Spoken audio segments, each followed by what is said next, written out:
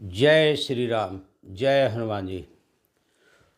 दोस्तों, आप लोगों की सेवा में मैं एक नया वीडियो लेके आया हूँ, जिसका टाइटल मैं बता दूंगा कि कठिन एवं विकट परिस्थिति में भी हनुमान जी की कृपा कैसे लें और क्या करें कि जल्दी लाभ मिले। अक्सर हमारे पास आप लोगों का कॉल्स आती हैं या व्हाट्सएप पर मैसेज आती है कि गुरुजी मैं हनुमान जी की पूजा इतने दिनों से कर रहा हूँ, लेकिन मुझे तो कोई लाभ नहीं मिल रहा है। कई लोगों के आते हैं, कई लोगों के तो लाभ होते हैं। देखिए, जिसका जितना गड्ढा है, जब तक पानी नहीं भरेगा तो सतह पर नहीं आएगा, सतह पे आएगा तो लाभ मिलेगा। ये तो आप समझते ही हैं। साथ में एक छोटी सी एग्जाम्पल मैं बताना चाहूँगा। सपोज आपके पैर के अंदर कोई कांटा चुभा हुआ है, आप बार बार जूता बदलते रहें, देवता बदलते रहें, या ऊपर से कोई दवा छिड़कते रहें, मलहम लगाते रहें, तो हो सकता है कि लाभ न मिले। सबसे बढ़िया होता है कि कांटे निकाल दिया जाए। इसी तरह जन्म कुंडली में सब समस्या का हल मिल जाता है हम एस्ट्रोलॉजर को, कि क्या करें कि इसको लाभ मिल सकता है। देखिए, हम लोग भी भगवान नहीं हैं, हम लोग भी आप ही की तरह हैं, लेकिन कुछ विद्या ऐसी है जिसको सीखने के बाद आदमी 70 से लेके 90%, 100% तक लाभ निकाल सकता है। 100% तो कारगर होता ही नहीं है, क्योंकि मैं कई वीडियो में भी बता चुका हूँ कि किसी के झूठे आश्वासन में ना आए। अब रही बात, अब जैसे मैं छोटी सी एक बात करूँ कि हनुमान जी की जब भी आप पूजा करें तो सबसे पहले प्रभु श्री राम की आराधना जरूर करें, क्योंकि हनुमान जी खुश तभी होते हैं कि प्रभु श्री राम की कोई आराधना करे। और हनुमान जी की एक बहुत बड़ी बात है कि वो प्रभु श्री राम और राम भक्तों के लिए ही वो कार्य करते हैं। राम भक्त अगर किसी कष्ट में है और तो हनुमान जी खड़े हो जाते हैं। और प्रभु श्री राम मर्यादित रहे और कर्तव्यशील रहे। अगर आपकी मर्यादा में कोई कमी है तो ना प्रभु श्री राम सुनेंगे ना हनुमान जी सुनेंगे। और कभी भी हनुमान जी से अनैतिक कार्यों के लिए उनकी पूजा पाठ नहीं करें। अब आप समझ ही सकते हैं, उसको हम एक्सप्लेन नहीं करना चाहते हैं इस यूट्यूब पे सब पर्दे के पीछे। अनैतिक काम तो अनैतिक है, गैर कानूनी अनैतिक कार्य के लिए आप हनुमान जी की आराधना करें ना करें, सात्विक कार्यों के लिए करें। आपके ऊपर कोई दिक्कत आई है, मुसीबत आई है, उसके लिए आप कर सकते हैं। और हमेशा ध्यान रखिएगा, जन्म कुंडली में निहित जो भी दोष हैं उसके समापन करने के लिए उसकी शांति जरूर करते रहें, जो भी। तब हनुमान जी को भी याद करते रहें, ताकि परमानेंट इलाज हो और कई गुना फास्ट आपको रिजल्ट मिले। जैसे मैं एक छोटा सा बात बताना चाहूँगा कि किसी के ऊपर बार बार झूठा आरोप लगता है, जो काम वो न करे उस पर भी लोग उस पर ब्लेम लगाते हैं या संदेह करते हैं, जिसे हम लोग कई बार लांछना योग या कलंक योग भी बोलते हैं। ऐसे लोगों का अगर कुंडली खंगारें तो क्या देखेंगे कि उसके चंद्रमा कहीं ना कहीं पीड़ित रहता है, चाहे वो राहु से हो, शनि से हो, केतु से हो, कोई भी पापी ग्रह, क्रूर ग्रह से वो पीड़ित हो गया है, या चंद्रबल कम है, तो ऐसे लोगों के पर झूठा आरोप ज़्यादा लगते हैं। अब ऐसी स्थिति में तो पहले उस ग्रहों की शांति करते रहें। जो भी हम एस्ट्रोलॉजर बताते हैं कि इसका दान करते रहिए, इसको बढ़ाइए मत, इसको घटा दीजिए, उस करते रहिए। अब फिर हनुमान चालीसा का पाठ कीजिए सुबह शाम के, हे हनुमान जी इसकी अस्थाई इलाज कर दीजिए। तो क्या देखेंगे कि आपको बहुत कुछ रिलीफ हो जाएगी और जीरो लेवल पर उसकी निगेटिव ऊर्जा आके ठहर जाएगी। ख़त्म तो करने की पावर तो किसी पंडित में नहीं है, क्योंकि भगवान ने जो दे दिया, किसी पंडित में ऐसी ताकत नहीं है। किसी के झूठे आश्वासन पर नहीं आइएगा।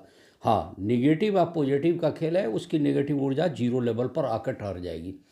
और हनुमान जी की कृपा लेते रहिए तो जीरो से ऊपर ना बढ़े, एक तो एक। अब जैसे किसी की बार बार शादी टूट जा रही है, बार बार शादी का प्रयास किया जा रहा है, शादी टूट जा रही है, तब कहीं ना कहीं उसके विवाह घर सप्तम भाव पीड़ित है। ये तो समझ में आती है किसी भी एस्ट्रोलॉजर को। तो सप्तम भाव पे जो भी पापी ग्रह, क्रूर ग्रह की दृष्टि है, उसकी शांति के साथ साथ उसके बृहस्पति, ये लड़कियों के चाहे जो भी उसके विवाह का कारग्रह है, उसका उपाय करते रहिए। और प्रभु श्री राम की स्तुति के साथ साथ हनुमान चालीसा का पाठ कीजिए, या सुंदरकांड का पाठ कीजिए, ताकि वो चीज़ें आपका सही रहना शुरू हो जाए। इसके अलावा आपने देखा होगा किसी किसी का बार बार रोड एक्सीडेंट होता है, या उसी की गाड़ी बार बार खराब होती है। नया गाड़ी ला के दे दो, छोटे। कई लोगों के तो ऐसे हैं कि प्राय है ही उनके चलने में चोट लग जाती है, तो कहीं ना कहीं कोई ग्रह तो पीड़ित तो है ही। तो उसका आप उपाय करिए, और ये पता चलेगा आपकी जन्म कुंडली से। आप अपने एस्ट्रोलॉजर को अपनी समस्या बताइए, उसका उपाय कीजिए, और फिर संकट मोचन हनुमान जी का आराधना कीजिए। प्रभु श्री राम की स्तुति के बाद निश्चित रूप से वो चीज़ें जो बार बार रोड एक्सीडेंट वगैरह हो रही है, मिस हैपनिंग हो रही है, वो वहीं पर स्टॉप मार देगा। किसी का आपने देखा होगा कि कोई कोई प्लांट में या घर में मशीनरी बार बार ख़राब होती है, उनके घर में ज़्यादा ही ख़राब होती है, या किसी के घर में लगातार बिजली के सामान ख़राब होने लगते हैं। जाहिर सी बात है, कहीं शनि पीड़ित है या राहु पीड़ित है, या राहु की नाराज़गी है, मेरे जो भी है। बिजली का सामान अगर इक्विपमेंट से लगातार ख़राब होता है, राहु ही माना जाता है। तो उसका पहले जो भी उसका टैक्स है, दान दक्षिणा है, वो आप पेड कीजिए। जैसे हम लोग बोल देते हैं कि राहु के लिए ये दान करिए, वो दान करिए, शनि को काली तिल दीजिए, ये कीजिए, वो उपाय तो करते रहिए। या ये पता चलेगा जन्म कुंडली से। उसके बाद आप क्या कीजिए कि हनुमान जी की आराधना कीजिए कि हे हनुमान जी, इस अशुभ चीज़ों का आप परमानेंट स्थायी इलाज करा दीजिए, ताकि हम कष्ट में न हों। ये चीज़ें करने से आपका क्या होगा कि वो चीज़ें खराब होनी बंद हो जाएगी। किसी किसी के घर में बार बार सारे उपाय करने लगें, आप फिर भी क्या देखेंगे कि सीलन आती रहती है। ये भी वास्तु दोष है, ग्रहों का भी दोष है। इसका भी उपाय ज्योतिष में कुंडली के हिसाब से पता चल जाती है, या घर के वास्तु करने से पता चल जाती है। किसी का बच्चा बार बार क्लास में फेल हो रहा है, पढ़ता भी ठीक है, मेहनत भी करता है, या उसके मनवांछित ढंग से रिजल्ट नहीं मिलता, या वो जाके एग्जामिनेशन हॉल में कंफ्यूज हो जाता है, इसके भी कारण ग्रह हैं। आप उस बच्चे की कुंडली खंगालिए, देखिए। किसी किसी का आप क्या देखेंगे, कहीं कंपटीशन में चाहे किसी चीज़ में जा रहा है, एकदम एंड पॉइंट पर जाके चूक जा रहा है। सब कुछ ठीक होते होते गया, एक टेस्ट में पास हो गया, दूसरे में पास हो गया, तीसरे में चौथे राउंड फाइनल में जाके वो न छट गया। तो इसके कारण यही सब होते हैं कि कहीं ना कहीं कोई दोष है, और उस दोष को दूर कीजिए जन्म कुंडली के हिसाब से। और आप एक कभी भी एलिगेशन न लगाएं, यानी इल्ज़ाम न लगाएं कि हनुमान जी की पूजा तो उससे मेरे को कोई लाभ नहीं है। लाभ है, बहुत लाभ है। ये संकट मोचन है, आपके भय को समाप्त करेंगे, आपको हिम्मत को बढ़ा देंगे, आपका साथ देंगे बुरे वक्त पे। और आप उसके लिए, वही बात है, एक एग्जाम्पल दिया जाता है, फर्स्ट डिजर्व देन डिजायर। पहले उसके लायक योग्य बनिए। अब आप मांस मछली अंडा शराब इस तरह का सेवन करके हनुमान जी का पूजा करें, वो भी नहीं लगेगा। तो उसके लिए सात्विक रूप से आइए। कब सुंदरकांड के पाठ से लाभ होगा, कब हनुमान चालीसा से पाठ होगा, कब हनुमान साठिका से ही होगा, कब हनुमान बाहुक से फ़ायदा होगा, किस समय क्या करना है, अगर आपको नहीं पता है तो अपने नियरेस्ट किसी विद्वान एस्ट्रोलॉजर से पूछिए, या पंडित जी से पूछिए जो वाकई जानकार हों। इस तरह से आप करेंगे तो आपकी बहुत कुछ रिलीफ होगा। कई बार आप देखेंगे किसी की ना बार बार नौकरी छूट जाती है, वो बेचारा स्थायी बन नहीं पाता है, जिसको बोलते हैं ना कि स्टेबिलिटी योग, वो बनती ही नहीं है। कॉमन सेंस की बात है कि उसके 10वां भाव यानी कर्म स्थान कहीं ना कहीं पीड़ित है। अब पीड़ित है तो कोई पापी ग्रह है। अब वो कौन सा पापी ग्रह पीड़ित कर रहा है, उसकी जन्म कुंडली से निकाल लेते हैं हम एस्ट्रोलॉजर, और उसको बता देते हैं। वो उपाय कीजिए, साथ में हनुमान जी की आराधना कीजिए, निश्चित रूप से वो समस्या आपकी ख़त्म हो जाएगी। अब इस तरह की बात हो, स्टेबिलिटी का मामला हो, जैसे सबसे ज़्यादा क्या होता है कि 10वें भाव में जिसका केतु है, उनकी ना नौकरी ज़्यादा छूटती है, नौकरी में बदलाव बहुत होती है, कई बार उनके काफ़ी ब्रेक होते हैं। तो ऐसी स्थिति में केतु की शांति कर दीजिए। साथ में फिर प्रभु श्री राम के स्तुति के साथ ही हनुमान साठिका का पाठ कीजिए, या नहीं तो हनुमान चालीसा पढ़िए, आपको ठीक ठाक हो जाएगा। कई लोग ऐसे होते हैं नौकरी का खूब प्रयास करते हैं, खूब प्रयास करते हैं, करते जाते हैं, लेकिन नौकरी जल्दी मिलती नहीं है। और मिलेगी तो इतना थर्ड क्लास मिलेगी जो कि इन्हें पसंद ही नहीं आएगा, एक तो मिलती ही नहीं है। तो ऐसा भी योग बनाया जाता है कि उस कारागृह को सही कर लीजिए, उसके जो दान दक्षिणा है वो दे दीजिए और उपाय कीजिए। अब पूछेगा कि दान दक्षिणा से क्या होता है, तो मेरा जवाब भी सुन लीजिए।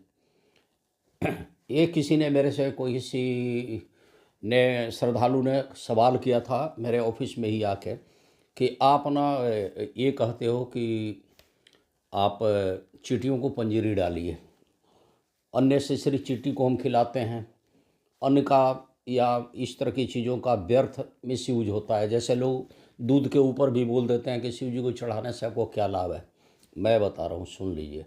एक शेर आपको मार के खाने आ रहा है और शेर का स्वभाव है वो मांसी खाता है।